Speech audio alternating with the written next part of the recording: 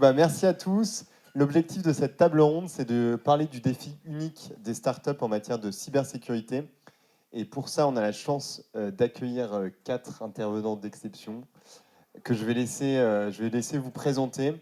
On peut prendre le temps de se présenter et vous pouvez aussi directement revenir sur votre parcours, nous dire dans quel état d'esprit vous étiez à la fin de vos études et qu'est-ce que vous êtes devenu aujourd'hui et comment vous êtes arrivé à prendre de telles responsabilités. On peut aussi reparler un peu de Believe, de Swive et de toutes vos entreprises pour si jamais il y en a qui ne connaissent pas. Edouard, si tu veux commencer du coup à te présenter. Merci Hugues pour cette opportunité de venir vous voir et vous parler. Moi, je suis Edouard Devouche, je suis Engineering Director chez Swile. Swile, c'est une startup qui a un peu grossi. Aujourd'hui, on est 1200 dans la boîte. Qu'est-ce qu'on fait? On fabrique une carte bleue, une carte de paiement sur laquelle on met tous les avantages du salarié, les tickets resto, les chèques cadeaux, la gestion des frais professionnels, bref, tout ce qui est lié aux avantages du salarié. Et donc on a deux gros enjeux de sécu là-bas. On a des enjeux de sécurité des transactions de paiement qu'on opère sur cette carte de paiement.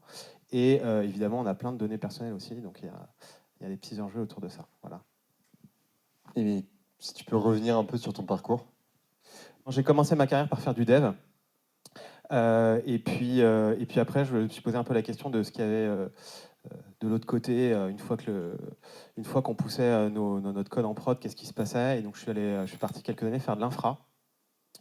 Et puis c'était les débuts du cloud, tout ça, donc c'était cool. Et donc j'ai accompagné pas mal de boîtes, une quarantaine de boîtes à démarrer leur migration vers des infra cloud. Et petit à petit, j'ai accompagné des boîtes avec des enjeux de défense comme Thales ou Airbus. Et avec ces enjeux-là viennent des enjeux de cybersécurité.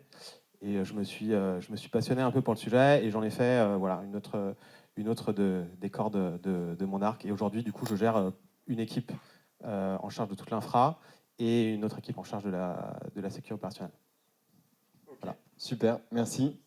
Zacharia, si tu veux. Je te donne ce micro-là parce qu'il y a un petit sifflement, je pense. Ok. Bonsoir à tous et à toutes. Moi, je suis CISO chez Believe. Believe, je ne sais pas si vous connaissez à lever de main. Est-ce que des gens connaissent Believe? Vous n'avez pas la foi. Il y en a un qui connaît. Deux. Alors, Believe, c'était une start-up en 2005. Depuis, on est une scale-up. On est une grosse entreprise de musique, pour ne pas dire major. Donc, on a plein de labels. On fait de la distribution pour les artistes. Donc, on a des sites comme TuneCore qui permettent à n'importe quel artiste de diffuser sa musique sur toutes les plateformes, YouTube, Tidal, non, Tinder et Tidal, c'est ça. Instagram, etc. TikTok. Et on a plein d'artistes et plein de labels. Je ne sais pas si ce que vous écoutez, on a des gens comme Oxmo Puccino, Jul, je pense, J-U-L, Jul, Sabaton, Rob Zombie, donc il y en a pour tout le monde, puisqu'on a plein de labels comme Nuclear Blast, etc.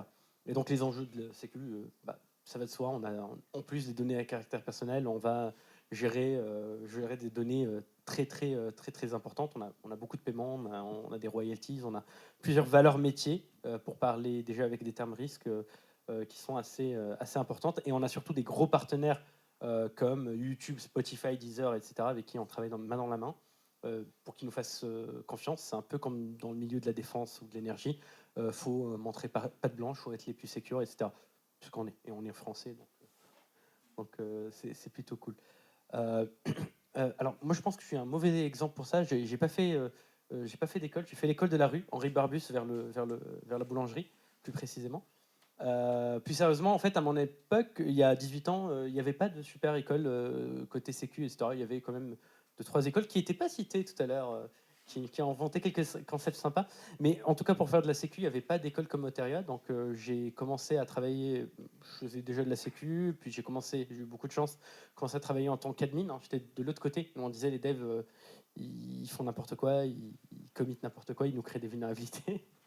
J'étais côté admin 6 et puis admin 6 sécu. Petit à petit, j'ai fait du conseil, du pentest, un peu de tout, puis de la gouvernance de l'autre côté de la barrière, et puis CISO depuis quelques années maintenant.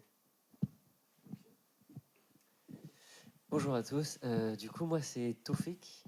Je pense que je suis un peu un intrus dans l'histoire. En gros, mon parcours, très brièvement, je me considère comme un hacker. J'ai pas fait de longues études. J'ai découvert le hacking en 2006. J'étais ado, je dirais, à l'époque du lycée. Comme vous le savez, bah, j'ai découvert le hacking et rapidement, j'ai compris que ça allait être ma passion. Donc, j'ai tout plaqué, on va dire. Et je me suis mis à fond dans ce domaine. À 18 ans, j'ai rejoint l'armée de terre française. J'ai travaillé dans le renseignement. À la sortie de l'armée, j'ai été consultant à Deloitte en tant que pen tester pour quelques années. Ensuite, rapidement, je me suis retrouvé freelance un peu par la force des choses. J'ai essayé de me faire un chemin, de me créer une carrière. Aujourd'hui, je représente pas vraiment une start-up en particulier, mais dans ma carrière, j'ai eu l'occasion de travailler pour plusieurs startups tels que Payfit dans la fintech ou Doctolib dans la medtech. Et principalement, ce que j'ai mis en place, c'est de la sécurité de leurs produits, donc de la sécurité des applications en tant que service.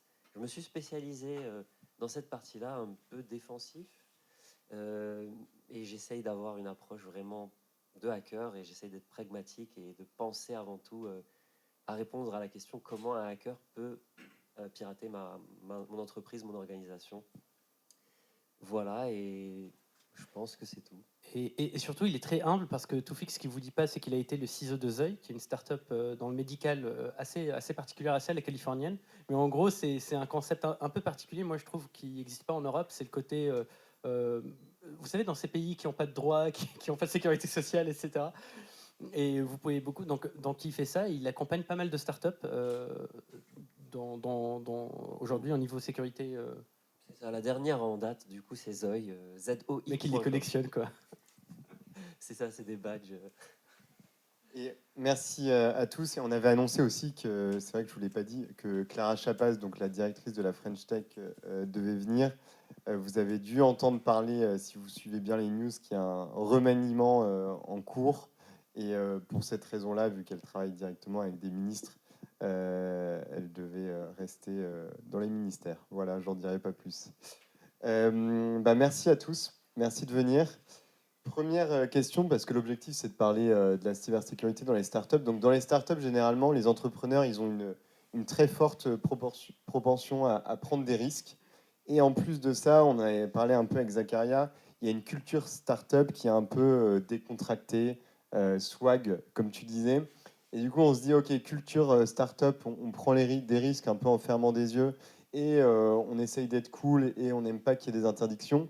On se dit comment on peut allier cette culture startup avec la culture cyber, où finalement on retrouve un peu des opposés.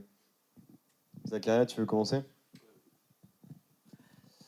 Comment aligner ça? En fait, les deux peuvent s'aligner, ou plutôt on peut composer trouver un troisième point d'appui pour créer un équilibre.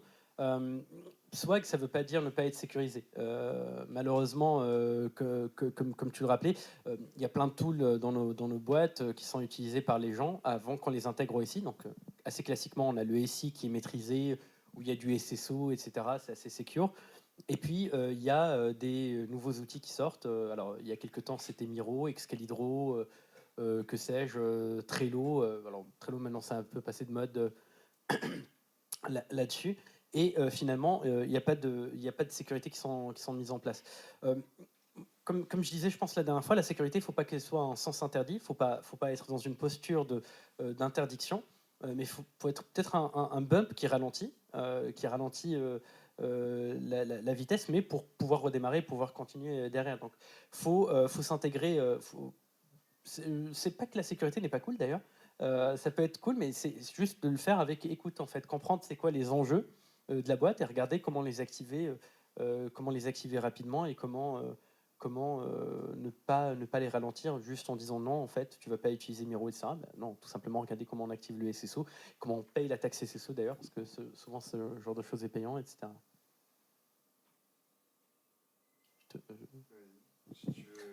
Ouais, alors je pense qu'il y a, il y a des traits d'ADN un peu spécifiques aux startups. Tu en as parlé, Hugues. Il y a une appétence au risque. C'est des boîtes qui sont créées par des entrepreneurs. Et ces entrepreneurs, leur préoccupation, c'est pas de se prémunir de tout risque cyber, mais c'est vraiment de faire survivre la boîte et de gagner de l'argent à très court terme pour...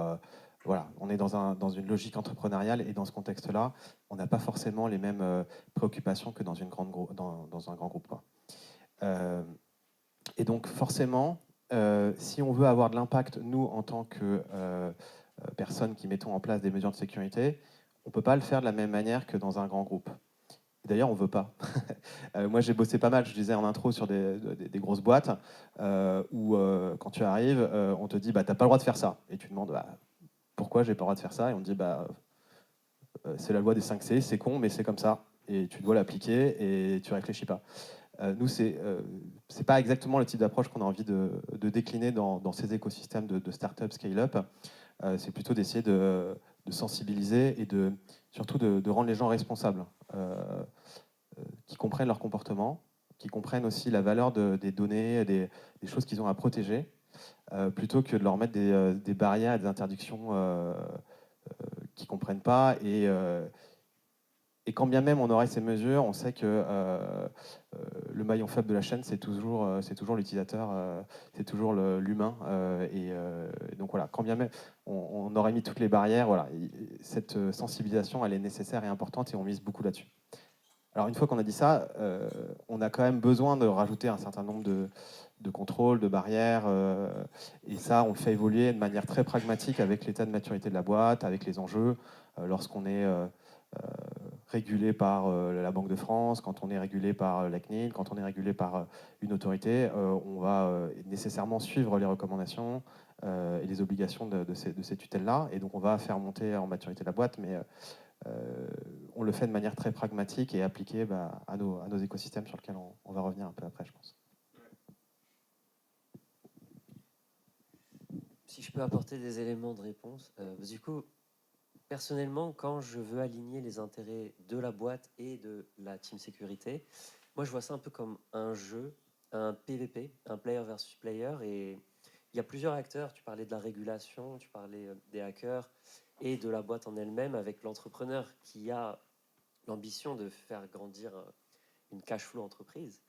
Et nous, en tant qu'ingénieurs sécu, c'est de trouver les bons mécanismes, les bonnes manivelles à actionner pour mettre en place la sécu, en particulier dans les technologies qui vont être déployées.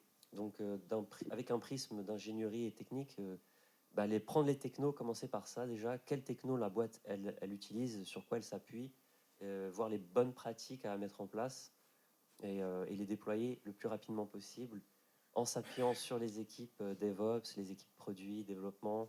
Donc, il faut créer une synergie. C'est vraiment plus qu'un travail technique. Il faut être moteur, il faut aller chercher les gens, il faut trouver le moyen de les motiver et essayer de créer vraiment une vraie culture cyber au plus profond de l'ADN de ces personnes-là, quoi, pour qu'ils puissent mettre en place le meilleur. Donc, voilà un élément de réponse de mon expérience. Pour prendre un exemple très concret, les étudiants en Master 2, ils ont suivi d'ailleurs avec le professeur Othman qui est là un cours d'analyse de risque en EBIOS. Il me semble que l'ANSSI recommande de faire des réunions régulières pour suivre les indicateurs tous les 6 à 12 mois en fonction de l'analyse. Est-ce que dans vos expériences respectives, c'est quelque chose que vous voyez ou est-ce qu'il y a un gros décalage finalement entre les recommandations de l'ANSSI et notamment ce qu'on apprend en cours à Oteria avec Othman et la réalité des startups? J'ai envie de dire que c'est tout à fait en adéquation avec ce que je vois. Et la recommandation de l'ANSSI, en l'occurrence, de faire une analyse de risque au niveau organisationnel et de rentrer un peu dans le détail tous les 6 mois, je pense que ça a du sens parce qu'on voit à quel point la technologie, elle évolue vite et il faut s'adapter aux nouvelles attaques. Donc quand vous faites votre veille, généralement, vous scrollez sur Twitter, boum, vous avez une nouvelle technique, un nouvel exploit et il faut savoir s'y adapter. Et tous les 6 mois, ce qu'on va surtout faire, c'est documenter tout ça et être capable de communiquer avec le C-level sur ces aspects-là. Donc tous les 6 mois, c'est la partie visible, documentation, et après, je dirais en temps réel, vous devez mettre en place vraiment tout ce qu'il faut le plus rapidement possible. Confirmé? Ouais, moi, j'ai pas grand-chose à rajouter. Je pense que l'analyse de risque, elle est pertinente dans tous les contextes, dans toutes les organisations. La forme qu'elle prend peut être un petit peu différente. Il y a des cadres méthodologiques qui sont plus adaptés à différentes organisations. Il y a des choses comme le Rapid Risk Assessment, il y a des choses comme EBIOS, il y a différentes méthodologies qui correspondent peut-être à des organisations différentes. EBIOS, de mon expérience, est pas forcément la plus légère pour un contexte de boîte qui grossit très vite. Et voilà. Après, peut-être que, messieurs, vous avez des expériences contradictoires sur EBIOS. Contradictoire, je sais pas, complémentaire peut-être.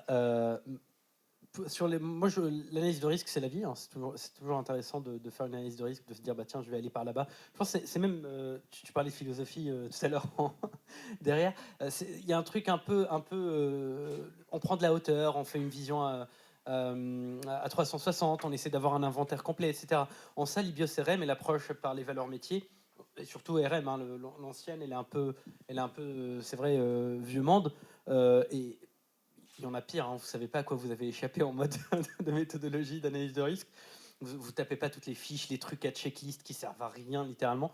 Là, l'IBIOS-RM, elle essaie de parler d'inventaire, de trucs. L'inventaire, je sais pas, vous allez voir dans les entreprises, c'est le truc dont on parle beaucoup.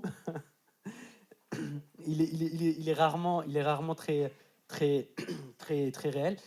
Mais donc voilà, on va avoir cette vue d'inventarisation, etc. Et moi, je trouve que c'est intéressant à très haut niveau pour l'IBIOS-RM. Donc, le 6 mois à 1 an ou lors de l'occurrence d'incidents majeurs, ça fait sens. Mais je te dis que c'est pas contradictoire pour moi dans ma tête parce que je fais mon IBIOS-RM avec les C-level, avec les équipes, avec les directeurs, tout ça, toutes les personnes qui gagnent 6 chiffres. Et ensuite, nous, dans la vraie vie, on fait du Rapid Risk Assessment. Qui est fait de manière un peu comme une ADR, Architecture Decision Record. Donc ça va être fait en plus en utilisant des outils agiles, entre guillemets. On va utiliser Git ou qu'importe ce qu'on a sous la main. On va committer ça comme une ADR. Ça va être dispatché à tout le monde, etc. Mais c'est fait vraiment de manière rapide. Et, c'est plus une excuse, la méthodologie du Rapid Risk Assessment, qui est diffusée par Mozilla, et plus une excuse pour qu'on se mette tous et toutes dans une salle avec un feutre et qu'on écrive, bah, tiens, le schéma de mon appli, c'est ça, la menace, c'est ça. Et après, c'est complémentaire dans ma tête parce que ça va nourrir ton analyse de risque IBIOS-RM qui est au-dessus. Donc sur la question de la temporalité, oui, 6 mois, 12 mois. Et même, on revient à l'agilité. L'agilité, c'est quoi? C'est qu'on fait plus souvent la chose qui est un peu séparée dans le temps de manière classique. Donc on va en faire tout plein niveau projet. Alors surtout quand on est dans des boîtes qui ont une grosse notion de time to market, où le time to market est très réduit. Il faut commit plusieurs features, plusieurs fois dans le temps. Donc on ne va pas faire une analyse de risque tous les 6 mois de l'application. Elle va être en continu. Et puis la synthèse, elle se fait de manière trimestrielle ou que sais-je, semestrielle peut-être. Ok, très clair. Autre question que je me posais, et je pense que vous avez tous fait l'expérience dans vos entreprises respectives, c'est que quand une start-up passe de 2 à 1000 employés, il doit forcément y avoir des enjeux cybersécurité un peu difficiles à gérer. Justement, c'est quoi les enjeux principaux et comment on fait?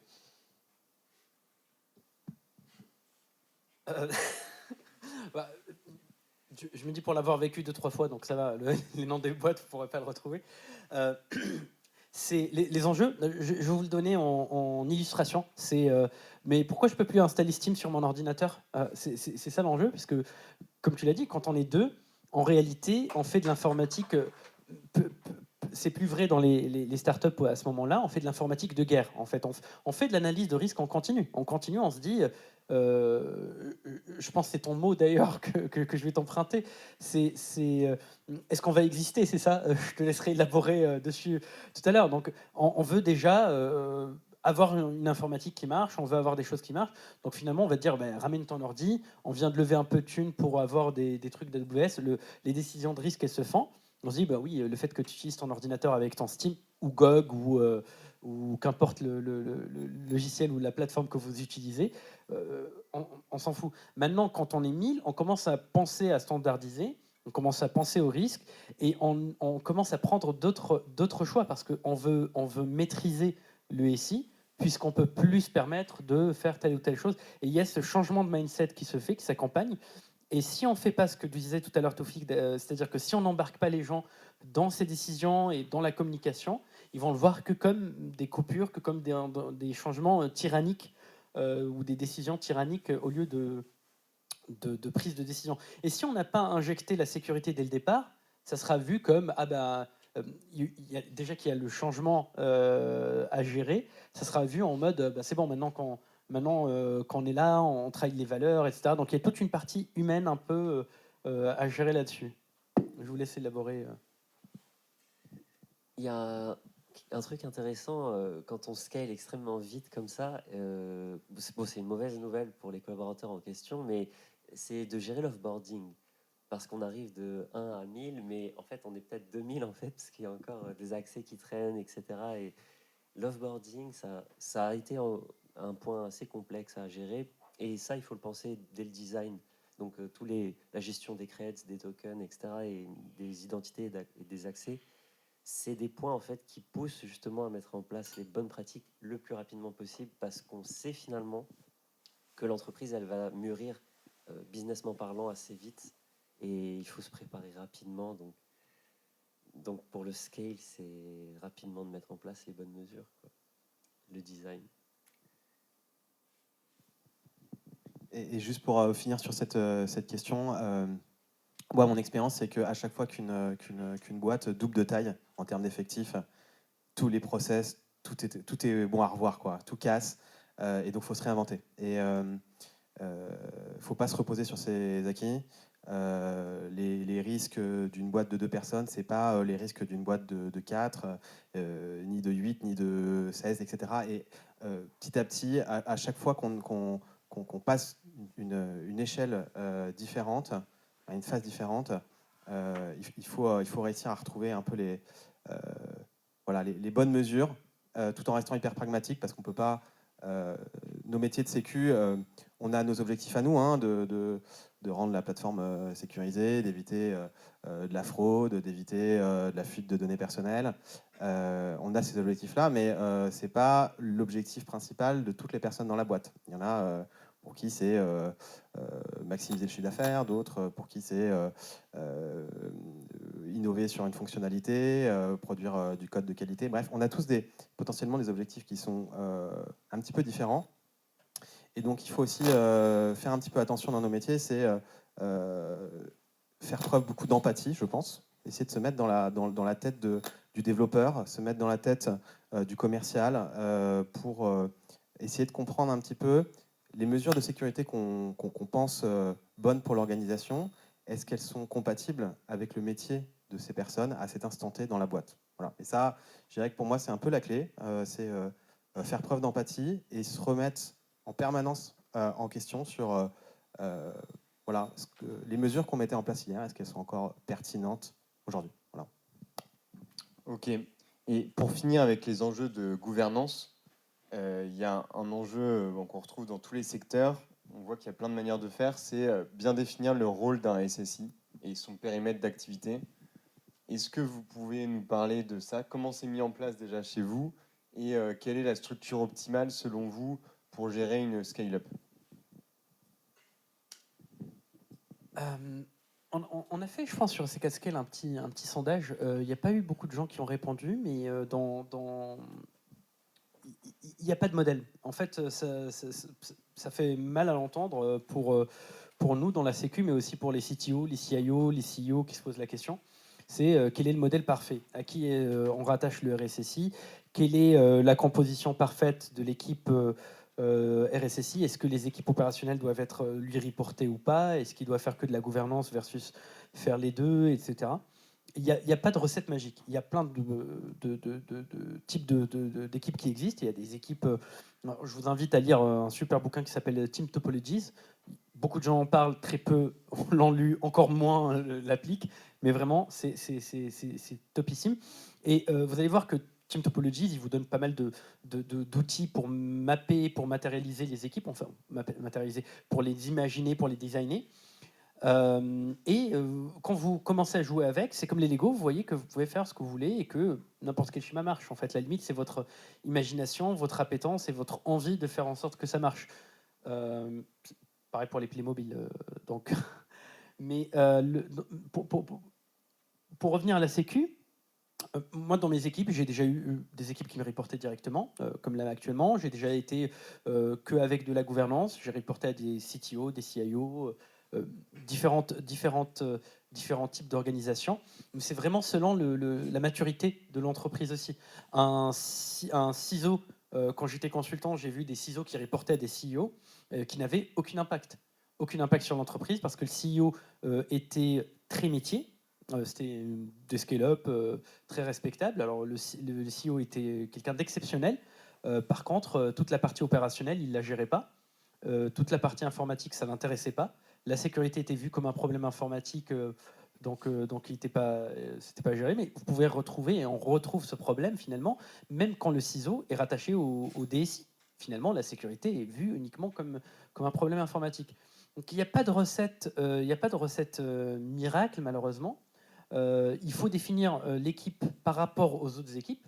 Je reviens à Team Topology, c'est ça aussi en fait, c'est dire comment mon équipe peut avoir de l'impact, quels sont ses objectifs. Et c'est là où les startups et les scale-ups sont intéressantes, parce que ces notions d'OKR sont souvent dans l'ADN de l'entreprise. Dès le début, on a quel est l'objectif de la boîte, quel est l'objectif de telle et telle direction, et comment on fait pour y arriver. Et il suffit de mapper son équipe par rapport à ça, et on fera en sorte que ça marche. C'est ça la recette magique, c'est avoir des objectifs clairs, alignés sur les objectifs de l'entreprise et définir des petits des steps, en fait, des key results qu'on active et qu'on atteint. Moi, je suis très aligné avec ce que tu dis. Je pense qu'il n'y a pas de bon positionnement, il n'y a pas de positionnement idéal dans l'organisation. Je pense qu'il faut le questionner, hein. C'est ce que je disais tout à l'heure, hein. Se reposer la question régulièrement. En revanche, quand même, toutes les startups scale-up, elles ont des traits d'ADN en commun. C'est des boîtes de la tech. C'est des boîtes avec une culture tech forte. Et donc, être attaché au CTO en tant que personne de la Sécu, parfois, c'est pas un mauvais choix. Parce qu'on peut avoir un impact très large sur la tech. Et donc, comme la tech, c'est le cœur de métier de ces boîtes-là, hein, les startups scale-up, c'est des éditeurs de logiciels SaaS, quoi, pour la plupart. Et donc, voilà, je pense que c'est pas un mauvais rattachement. Maintenant, une fois de plus, ça dépend aussi des secteurs, hein. Il y a des boîtes qui sont dans le secteur financier, et dans le secteur financier, parfois, c'est pas déconnant de rattacher le ciseau au risque, le risque est rattaché au légal. Voilà. Il peut y avoir d'autres rattachements qui existent et qui ne sont pas forcément bons ou mauvais, ça dépend de la boîte. Donc voilà, pas de formule magique malheureusement, et juste essayer d'être pragmatique, hein, une fois de plus, et de réfléchir à où est-ce qu'on peut avoir le plus d'impact, en faisant attention quand même, il y a quand même des pièges, c'est se retrouver dans un endroit de l'organisation sur lequel vous n'arriverez pas à avoir de l'impact sur tous les systèmes d'information de la boîte. Parce que c'est important, lorsqu'on est défenseur, quand on défend un système d'information, d'avoir une vue un peu systémique de ce système d'information. Parce que l'attaquant, lui, il est dans cette posture-là. Il voit une boîte noire et il va essayer d'entrer. Et donc, si vous n'avez qu'une vue partielle ou une capacité d'impact partielle que sur un bout du système d'information, et ben c'est là où vous êtes aveugle que les attaquants rentreront et qu'il y aura des faiblesses. Donc voilà, c'est peut-être juste le seul point que je voulais... Et pour faire justement la transition avec les aspects un peu plus techniques, comment tu décrirais l'architecture cyber justement l'ensemble? Je sais que tu arrives bien à conceptualiser ça pour qu'on puisse, on puisse comprendre ensemble les défis un peu techniques qu'il y a. Ouais, alors une des spécificités des startups scale-up, comme je disais, c'est que c'est des boîtes qui font un produit logiciel, hein, qui édite du soft, en général en SaaS. Et donc, on a deux systèmes d'information. Un système d'information qui est le produit. Donc, en gros, on a nos développeurs qui écrivent du code, on le déploie sur des infrastructures qu'on manage, qui peuvent être dans le cloud, qui sont souvent dans le cloud. Et on a des utilisateurs qui sont soit des personnes du grand public, soit des entreprises. Et donc ça, c'est notre premier système d'information et on va apporter des méthodes de défense un peu spécifiques à celui-là. Et il y a un deuxième système d'information qui est là qu'on retrouve pour le coup dans toutes les boîtes, qui est le système d'information interne, les outils collaboratifs, les postes de travail, et tous les outils qui outillent les métiers internes, la compta, les RH, etc. Et ce système d'information-là, il faut aussi le défendre. Une des spécificités des startups, c'est que pour la grande majorité des startups, ce système d'information interne, en réalité, il n'est pas vraiment interne, puisqu'on repose sur des myriades de logiciels SaaS. On utilise les logiciels de nos petits copains, et ce qui crée des enjeux de sécurisation assez intéressants, parce que vous commencez à devoir sécuriser des trucs sur lesquels vous n'avez pas beaucoup la main. Vous n'avez pas toujours connaissance même de l'existence, de l'utilisation de ces SaaS. Donc ça crée des challenges un peu intéressants. Voilà. Et donc, pour revenir à ta question initiale, parce que j'ai beaucoup divergé, qui était...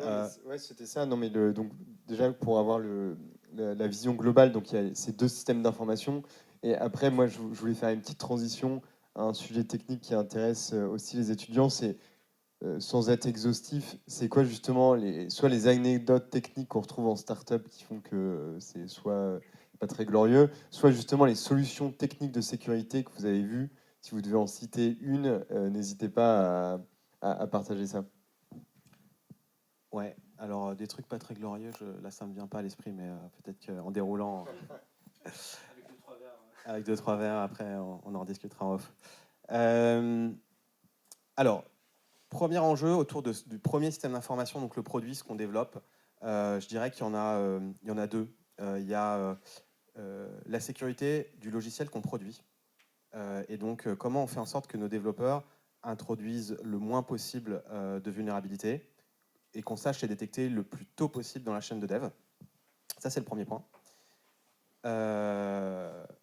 Deuxième point, c'est la sécurité de l'infra, la sécurité du cloud. Lorsqu'on déploie nos softs chez AWS ou GCP ou Azure, eh bien, on a aussi des enjeux de sécurité. Donc, on utilise tous, à peu près tous, des outils d'infrastructure as code. On a des stacks un petit peu récentes pour la plupart, parce qu'on est tous des entreprises relativement récentes. Donc, on part un peu à l'état de l'art. Et donc, on va retrouver du Kubernetes partout. On va retrouver du Terraform pour provisionner toute l'infra. Et avec toutes ces automatisations viennent aussi d'autres modèles de menaces. La misconfiguration, ce genre de choses. Et donc, on s'outille un petit peu différemment. Et la manière, par exemple, dont on fait de l'infra, dont on fait de l'infra sécurisé, c'est assez proche de la manière dont on fait du code sécurisé. C'est en faisant de l'analyse statique de code d'infrastructure. On a des linters sur Terraform qui nous permettent d'identifier des misconfigurations. Voilà, on va essayer d'utiliser toutes les pratiques du software engineering appliquées au monde de l'infra pour apporter toutes les pratiques de qualité, de code review, de testing et d'analyse statique de code. Voilà.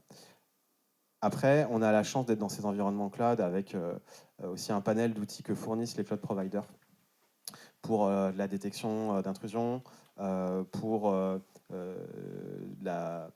le suivi des évolutions qu'il peut y avoir sur les systèmes. On peut faire pas mal de choses assez intéressantes. Voilà pour ce premier système d'information. Et je ne vais pas monopoliser le micro, donc je ne sais pas si déjà vous voulez. Je suis sûr que Toufik a plein de choses à dire.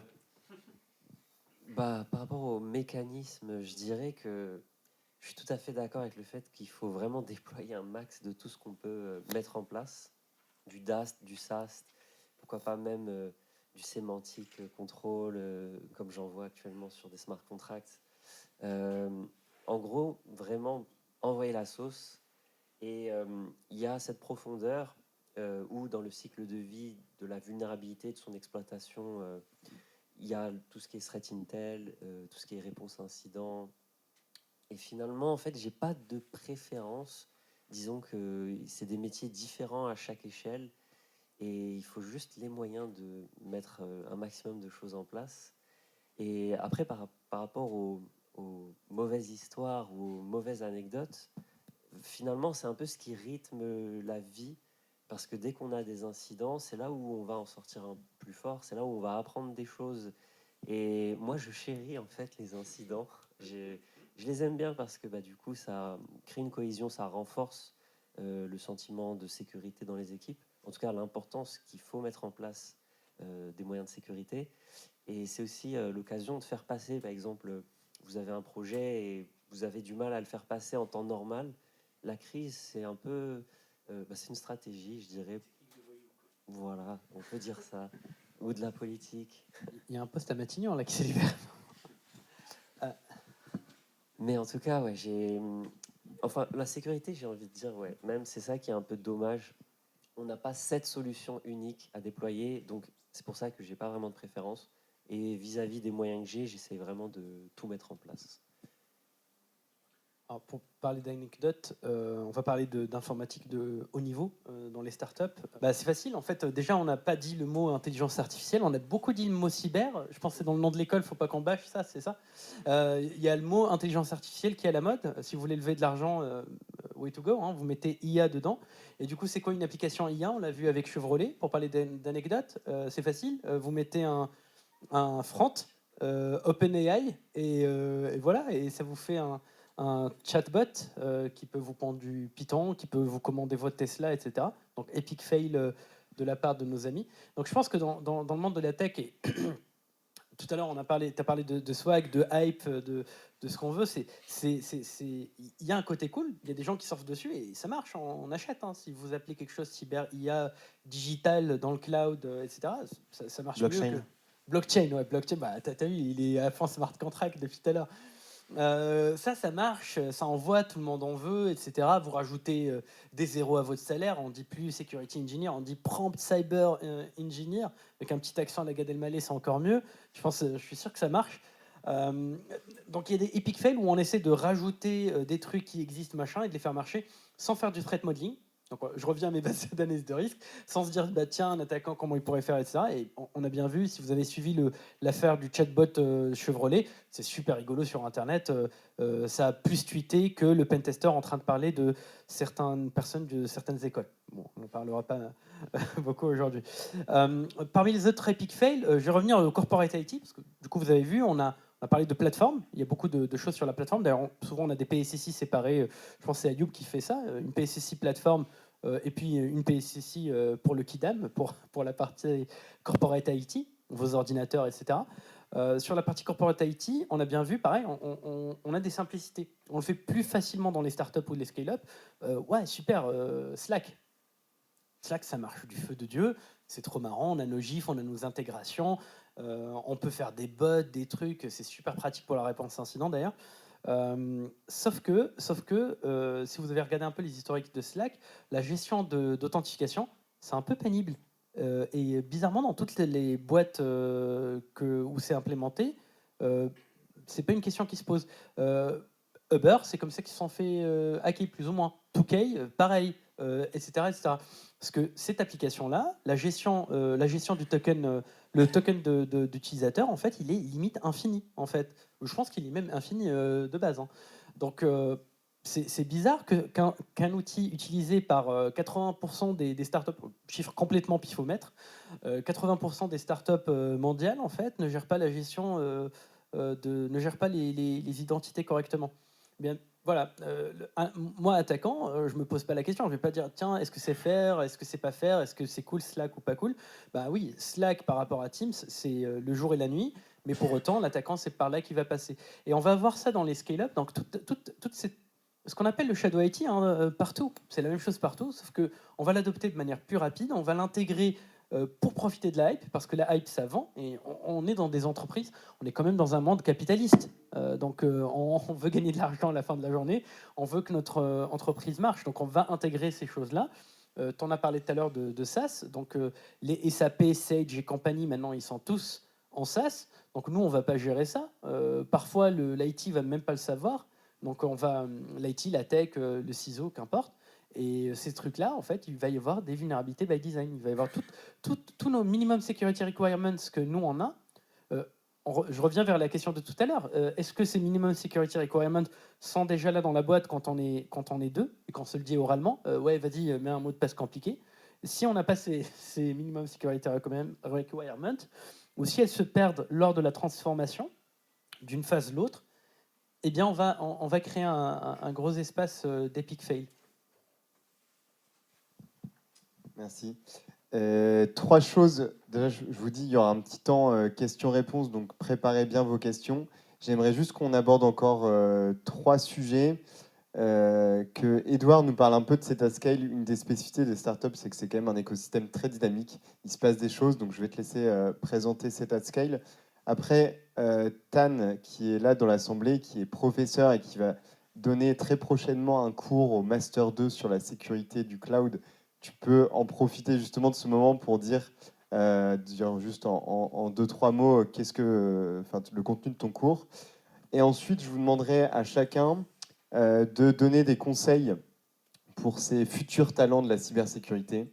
Essayez de nous dire, vous, en tant qu'employeur, quelles sont ces perles rares sur le marché de la cybersécurité, le marché du travail de la cybersécurité, et quels conseils donneriez-vous à des futurs talents comme les étudiants d'Oteria. Donc, je te laisse, Edouard, enchaîner avec Zetascale. Ouais, un petit mot sur Zetascale pour sécurité à l'échelle. C'est une assoce, c'est une communauté de professionnels de la Sécu dans les boîtes de la tech. Aujourd'hui, on a plus de 200 membres. Ils représentent une soixantaine de boîtes, start-up, scale-up de la French Tech. On a créé cette assoce parce qu'on s'est assez vite rendu compte qu'on n'avait pas tout à fait les mêmes enjeux que nos amis, les grandes boîtes. On ne fait pas de la sécurité vraiment de la même manière. Et en fait, on a envie, nous, de résoudre des problèmes de sécurité comme le ferait un ingénieur, comme le ferait un software engineer. Un peu comme l'infra s'est transformé je rack des serveurs dans un data center, j'attends 5 semaines pour me faire livrer un serveur, j'ai des gens qui sont des développeurs qui produisent du code pour provisionner des infrastructures. Un peu comme l'infrastructure a vécu cette transformation-là, la Sécu, elle a besoin de vivre cette transformation. On a besoin, on en reparlera tout à l'heure, mais de gens qui sont proches du code, qui sont proches de la donnée. Je l'ai beaucoup côtoyé dans des grands groupes. On va avoir des compétences cyber qui sont assez différentes finalement. On va avoir des armées d'analystes qui trient du faux positif toute la journée. On va avoir des CISO en cascade, des RSSI en cascade qui font pas mal de bureaucratie. Je suis un petit peu tranché, mais des comités et de la bureaucratie. Voilà. Et donc, on a envie de faire les choses différemment. On a comme je le disais, des enjeux peut-être plus pragmatiques. On va essayer d'être plus proche de la réalité, du terrain, de la survie de la boîte, quoi. On va le dire comme ça. On a toujours cette petite émotion là quand on fait quelque chose. Est-ce qu'on va pas ralentir le business? Et ça nous anime un petit peu au quotidien. Et donc, pour revenir à ces 4 scales, on s'est très vite rendu compte qu'en échangeant avec les pairs dans les scale-up et start-up, on a plein de choses à se partager. Donc, on a monté cette assoce pour, créer un écosystème, se rassembler, partager sur des pratiques, co-construire des pratiques ensemble là-dessus. Et puis, 2, essayer d'avoir un impact sur notre industrie, sur les formations. On organise des CTF pour aussi pour évangéliser ces pratiques de sécu auprès des développeurs. Bref, on essaie d'avoir de l'impact au-delà de nos sociétés pour construire un peu les talents de demain qui viendront répondre à ces enjeux un peu particuliers de la cyber en start-up. On va en reparler, je pense, juste après, mais on est les bons profils. Le bon profil, il y a le bon et le mauvais. Et le bon, c'est celui qui est un peu à la jointure entre plein de domaines. Zakaria, il est un petit peu philosophe, mais il fait aussi un peu de cyber. Le bon profil, c'est aussi celui qui va avoir des compétences de software engineering, qui développe, qui s'y connaît un peu en infra, qui a fait un peu d'offensif, mais aussi qui s'y connaît en réseau et qui a développé un peu du web. Bref, c'est quelqu'un qui croise des univers de compétences qui sont assez cloisonnés historiquement en termes de compétences et qui arrive à créer de la transversalité là-dessus. Et je pense que c'est ça qu'on va rechercher. Et comme ça, j'ai déjà répondu à la question d'après. Il y a deux petites questions. C'est pour vous, donc, qui sont les perles rares sur le marché du travail en cybersécurité pour les startups? Et deuxième sous-question, quels conseils vous pouvez donner aux étudiants d'Oteria? Du coup, pour répondre à la première, qui sont les perles rares? Eh ben, je rejoins tout ce que vous avez dit par rapport au profil polyvalent, polyglotte même, et maîtriser des compétences et créer des passerelles entre ces compétences. Et je dirais même, il y a ces fameux piliers qui est le développement réseau, système. Et au-dessus de ça, spécialisez-vous peut-être dans une technologie, de préférence celle qui est la plus tendance, blockchain, IA. C'est parfait, en vrai, il y a des choses à développer et à faire. Ça reste tangible, surtout ce qu'on a vu cette année, depuis ce qu'on a vu depuis l'année dernière par rapport à l'IA. Donc c'est très tangible. Et enfin, un conseil, accélérer. Accélérer parce que je pense, vous l'avez remarqué, on est vraiment dans une exponentielle sur le développement technologique. Et aujourd'hui, quand je me mets à votre place, j'ai le sentiment que il y a cet amas de connaissances, il y a cette connaissance qui s'est accumulée. Un exemple tout simple, il faut revenir aux fondamentaux, à comprendre TCP/IP pour comprendre aujourd'hui à déployer ou à utiliser des LLM, des large language models par exemple. Et là, ça, en fait, l'amas de connaissances, il fait que s'accumuler. La seule façon que j'ai identifiée pour un jeune étudiant aujourd'hui de se développer, c'est d'accélérer et de engranger rapidement toutes ces connaissances. Et bon courage pour ça. Voilà. Alors, tu as dit, il y a le bon et le mauvais profil. Moi, je suis très attaché à une définition à une RFC. J'ai l'impression que j'en parle, mais tout le temps. C'est une RFC qui date de 86, qui se trouve être la date de ma naissance, l'année de ma naissance. Une RFC de 86 qui définissait les utilisateurs d'Internet. Et à l'époque, ils définissent notamment le hacker. Qu'est-ce qu'un hacker? Un hacker, c'est quelqu'un qui cherche à connaître intimement les systèmes et les réseaux. Je reviens un peu vers ce que tu disais. Donc c'est quelqu'un qui connaît le fonctionnement des choses et de la chose informatique finalement, et il va essayer de disséquer, il va essayer de comprendre comment ça marche, et il va détourner pour voir comment ça marche une fois que je l'ai détourné, etc. Ben, moi, je vous invite à être des hackers. Je vous invite à être des hackers, à continuer d'en être. Moi, c'est comme ça que je me définis d'ailleurs. Je me définis en tant qu'un hacker. En toute chose d'ailleurs, mais en informatique, c'est encore plus intéressant. C'est ce qui fait pour moi un profil sécurité. Il y a des écoles qui forment des gens qui appuient sur des très bons managers, me dit-on dans l'oreillette, et des gens qui savent cliquer sur le bouton attaquer ou le bouton start de put your vulnerability scanner name here. Donc ils savent faire start, mais c'est pas ça un hacker, c'est pas ça un ingénieur sécurité. Un ingénieur sécurité, c'est quelqu'un qui connaît. J'ai l'impression que je vous fais de la pub, mais ce qu'a dit votre collègue, c'est très pertinent. Quelqu'un qui sait comment marche le cloud, comment déployer des applis, etc., qui sait faire du Terraform, je reviens vers ce que tu disais aussi tout à l'heure, ça, c'est quelqu'un qui pourrait faire de la sécu en 2023. Surtout qu'aujourd'hui, en plus, on a beaucoup de chance. On peut faire des CTF, on peut faire plein de choses. Moi, à mon époque, putain, je parle comme un vieux. Il y avait des easing, il fallait qu'on se tape, fallait les lire avec des éditeurs texte qui faisaient mal aux yeux. Et parfois, il y avait le FBI qui débarquait chez vous parce qu'il y avait des choses. Faut couper ça, c'est ça? Il y avait des choses illégales. Donc, don't get caught aussi. Ne faites pas de choses illégales, c'est pas bien. Mais donc voilà, il y a plein de sources d'informations, il y a plein de terrains de jeu dans la légalité la plus totale. On a lutté pour ça et on y est, on continuera de rendre ça la normalité. Donc faites ça. Mon entretien aussi, la question de tout à l'heure, mon entretien, je regarde pas du tout le diplôme. Alors peut-être c'est un biais parce que moi j'ai pas de diplôme moi-même, j'ai fait l'école de la rue, j'ai eu beaucoup de chance, j'ai travaillé dans des milieux un peu obscurs, mais je regarde pas les diplômes.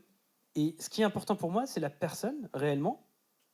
C'est la personne, son appétence à la connaissance. Parmi les questions, je peux vous le dire, en fait, les questions que je pose le plus en entretien, c'est comment vous informer sur la sécurité. Et ce qui m'intéresse, c'est pas une réponse binaire, oui, non, ou si ça, c'est de creuser avec la personne vraiment qu'est-ce qui l'intéresse dans la sécurité. C'est quelle est son attache finalement à la sécurité.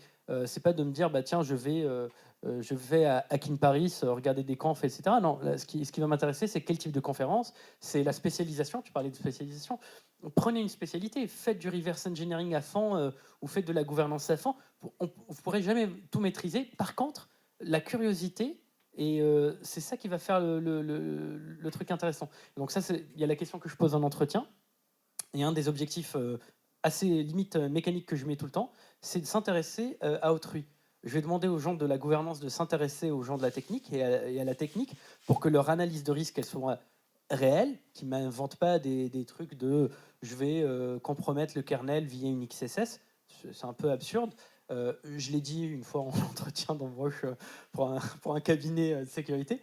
Mais ce qui va être intéressant, c'est d'avoir une lecture un peu mixant les deux mondes, la gouvernance et la tech. Et même dans la tech, vous allez voir, il y a le pentest, il y a les gens qui vont faire du SOC, il y a les gens qui vont faire que du reverse, qui vont connaître la Bible x86 par cœur, etc. Donc restez ouvert d'esprit. Faites même du Azure, pourquoi pas. Pourquoi pas, et peut-être des choses à exploiter dans ce domaine-là. Non, j'ai pas grand-chose à rajouter. Je pense que, je suis hyper aligné avec ça. Donc, curiosité, toucher à tout, tester tout. Je pense effectivement, on peut aussi se perdre en étant trop curieux et en partant dans tous les sens. Donc, construire une verticale, une spécialité, ça me semble aussi super important. Et dernier point, c'est l'empathie. C'est ce que je disais peut-être en début. C'est mettez-vous dans la peau des développeurs, mettez-vous dans la peau d'un mec qui fait de l'infra, mettez-vous dans la peau de votre interlocuteur. C'est probablement une des compétences les plus importantes que moi je recherche chez les candidats. Curiosité, empathie. Je peux rajouter une caractéristique encore. Tenez parole, et dans le sens, lorsque vous délivrez, lorsque vous engagez à délivrez, surtout dans le domaine des startups. Lorsque vous avez un projet, il faut aller jusqu'au bout et apporter de la valeur.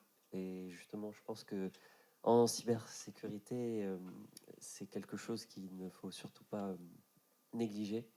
Donc, être capable, voilà, de partir d'un projet et de bout en bout et de le délivrer. Vraiment, de ce que j'ai pu observer ou expérimenter ces dernières années, ça a été le point, je dirais, le plus sensible. C'est un super point en fait. Je pense que c'est vraiment la différence que j'ai vue dans ma vie entre les boîtes à grands-parents et, pour pas genrer, à grand-père, grand-mère et les startups. C'est que dans les startups, on délivre. C'est un truc de malade. C'est un objectif sticker, ça. We deliver. Je vais conclure en disant que c'est ça qui est fascinant avec la cybersécurité. Dans une table ronde, on peut parler d'émotion, d'empathie, d'autres qualités humaines, mais à la fois de TCP, UDP, LLM. Ça qui rend le métier fascinant. Donc merci beaucoup. On peut continuer à discuter. Il y a un petit cocktail qui a été préparé derrière.